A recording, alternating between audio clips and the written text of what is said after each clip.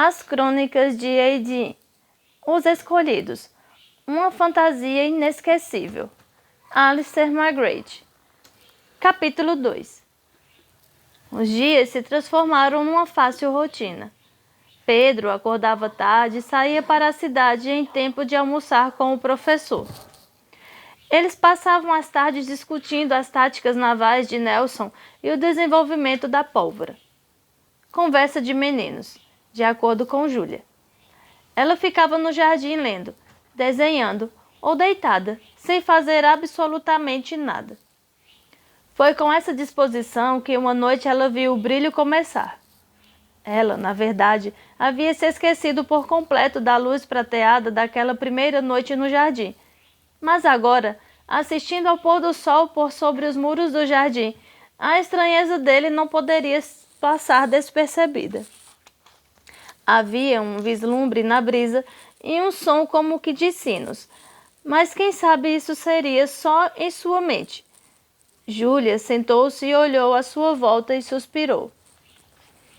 Cada árvore, cada pedra, cada lâmina de grama parecia estar revestida de uma luz prateada própria. O brilho estava mais forte do que tinha sido na outra noite. Júlia pensou. Tudo estava mais penetrante, mais claro. Ela se levantou e andou ao redor do jardim, observando, sorvendo daquela esplêndida luz. Chegou à margem do pequeno lago e parou, sentindo uma força puxando-a que não conseguia definir. Algo estava empurrando-a para a frente, algo forte, algo poderoso. Mas um soar de sinos, mais alto desta vez, despertou-a repentinamente naquele momento. O sino da vovó para o jantar chamou-a de volta à realidade e ela correu para casa. Os jantares na velha casa eram de natureza formal, voltando aos tempos da juventude do professor. As crianças não deveriam ser vistas nem ouvidas. Não exatamente, mas a comida era pesada e os pratos eram numerosos. E a conversa geralmente limitava-se ao tempo e aos acontecimentos da faculdade. Nessa noite em especial, o professor estava discutindo seu ponto de vista a respeito da goteira do teto da biblioteca e a parte das instruções murmuradas de Pedro para explodir tudo. Entendia-se que as crianças não ficariam quietas, razão pela qual era tão fora do comum Júlia interromper a conversa. Entre a sopa e o prato principal, ela não conseguiu controlar a curiosidade e perguntou: Vovô, existe alguma razão especial para o jardim brilhar à noite? Sua avó olhou para ela com espanto, com o garfo cheio de rosbife na metade do caminho para a boca. Brilhar? Minha querida, seus olhos devem estar brincando com você. Talvez você esteja com febre. Às vezes, pessoas veem coisas quando têm febre. Ela rapidamente colocou a mão na testa de Júlia. Não, nenhum sinal de febre. Querido, ela olhou para o marido. Existe alguma coisa errada com o jardim? O que, minha querida? O professor estava profundamente concentrado em seu purê de batatas. Júlia está curiosa para saber por que o nosso jardim brilha à noite, querido. Eu não faço ideia. Ele brilha à noite? Nunca notei isso. Aham! Ele espetou de maneira triunfal uma ervilha que o estava enganando. Júlia não ficou inteiramente satisfeita com a resposta de seu avô. Então, o senhor poderia me contar algo a respeito do jardim? Quero dizer, quanto tempo faz que ele existe?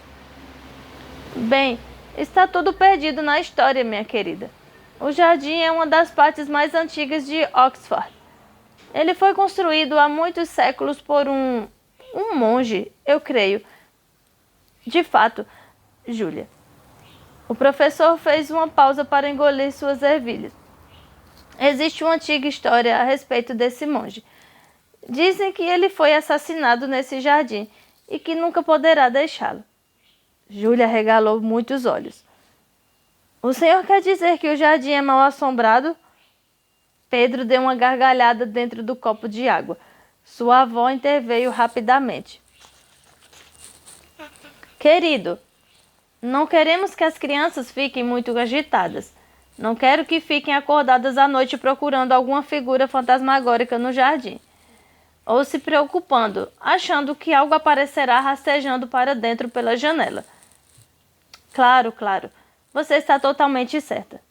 Júlia, isso é apenas uma história. Não precisa se preocupar. Nunca vi tal monge. E... ninguém mais o viu. E com outro... o professor voltou às suas batatas. Naquela noite, mandaram Júlia cedo para a cama. Sua avó, ainda não convencida que ela não estava com febre, a colocou na cama como se ainda fosse uma menininha, afofando seus travesseiros e ouvindo suas orações. Ela beijou sua testa e apagou a luz, deixando Júlia a sós com seus pensamentos. Esses pensamentos tinham a ver com Pedro, que ainda estava acordado brincando com seu jogo de química. Fazia experiência com pólvora, como sempre. O menino era absolutamente obcecado em explodir as coisas. Pedro foi esquecido quando sua mente mais uma vez voltou ao jardim. Até mesmo daquela distância ela podia perceber o brilho. Ela permaneceu deitada, acordada, pensando, até a casa ficar escura e silenciosa, a não ser pelos rangidos da idade. E, mais uma vez, ela desceu e abriu a porta que rangia para chegar ao seu jardim. Novamente se sentiu atraída para o pequeno lago, guiada pela mesma força misteriosa que havia sentido mais cedo naquela noite. Ela se ajoelhou na grama ao lado da água, banhada por um brilho fantasmagórico, sem perceber como a névoa da fonte deixara uma mancha prateada em seu braço. Ela espiou para dentro dele, observando o próprio reflexo. Parecia uma porta de entrada. Parecia um começo. De dentro das sombras das árvores, um vulto encapuzado a observava. 2 crianças eram necessárias para que a profecia fosse cumprida. Quando apareceria a outra? Pedro, como sempre, lendo na cama, ouviu dobradiças rangendo no andar de baixo. Júlia havia retornado de sua ronda da meia-noite, ele supunha. Fechou seu livro de Sherlock Holmes e o colocou no criado mudo. O detetive mestre estava mais uma vez à beira do triunfo, mas o triunfo haveria de esperar até amanhã. Bocejando, saiu da cama para fechar a janela. Olhou para o jardim lá embaixo, sentindo-se um pouco hipnotizado de maneira que não era nem de longe científica. Estava tão hipnotizado que ele não ouviu sua irmã a não ser quando ela falou. Bonito, não é? Ele se virou e olhou para ela sem a reconhecer até que ela sorriu. Ele sorriu também.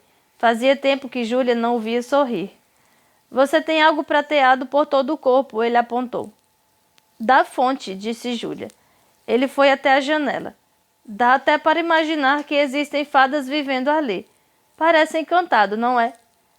Um pouco, ele concordou, mas em seguida caiu em si. Encantamento era coisa para meninas. Ele deu uma risada áspera. Você tem lido demais Alice no País das Maravilhas. Júlia, ele disse.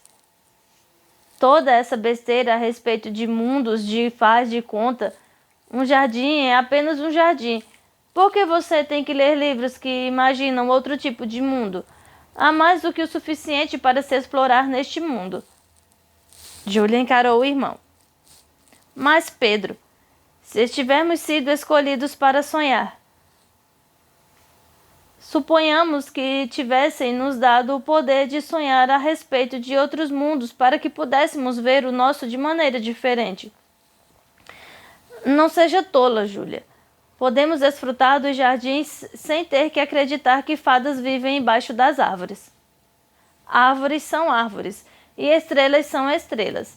São todas feitas de átomos. Nós também, de fato. Nada somos além de muitos e muitos átomos. E isso é tudo. Não existe magia. Júlia se jogou na cama, já frustrada com a conversa. Pedro, o realista, Pedro, o cientista, não tinha absolutamente nenhuma imaginação. Certamente existe mais que isso, Pedro. E se este mundo for só um entre muitos, como salas num prédio, estamos tão acostumados a viver em só um deles que não percebemos que existem outros melhores, quem sabe? Pedro bocejou vagarosa e deliberadamente. Tudo bem, Júlia, não se estresse. Tenho certeza de que entenderá melhor quando for mais velha, e você não verá fadas, nem duendes ou jardins que brilham à noite. Você não vê o brilho? Júlia perguntou. Toda essa luz prateada, você não enxerga? É a lua, Júlia, disse Pedro, com a maneira protetora de um adulto para uma criança. Júlia ficou irritada. Não tem lua hoje à noite, ela anunciou. Bem, um pouco, mas só um pedaço. Não o suficiente para produzir esse tipo de luz. Olhe! Ela pulou e apontou pela janela para o céu escuro. E não havia nada que Pedro pudesse dizer. Você vê? Júlia perguntou. Você vê que ele é encantado?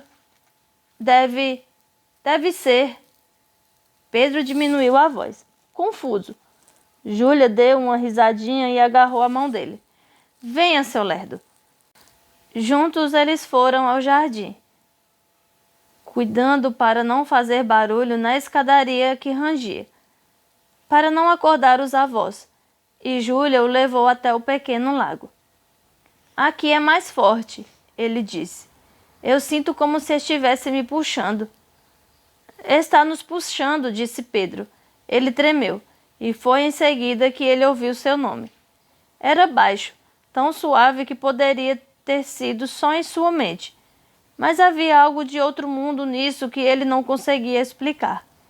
Ele agarrou a mão de Júlia com força e foi em direção à porta. Júlia, precisamos voltar para dentro de casa. Imediatamente, ele disse. Acho que não estamos seguros aqui. Mas Júlia não estava o ouvindo. Estava olhando fixamente para a água, para o seu reflexo. A imagem parecia mais profunda, de alguma maneira mais forte, mais real que seu próprio rosto. Júlia! Aquela voz novamente chamando seu nome amorosa e delicadamente. Pedro agarrou sua mão mais fortemente, puxando-a de volta em direção à porta.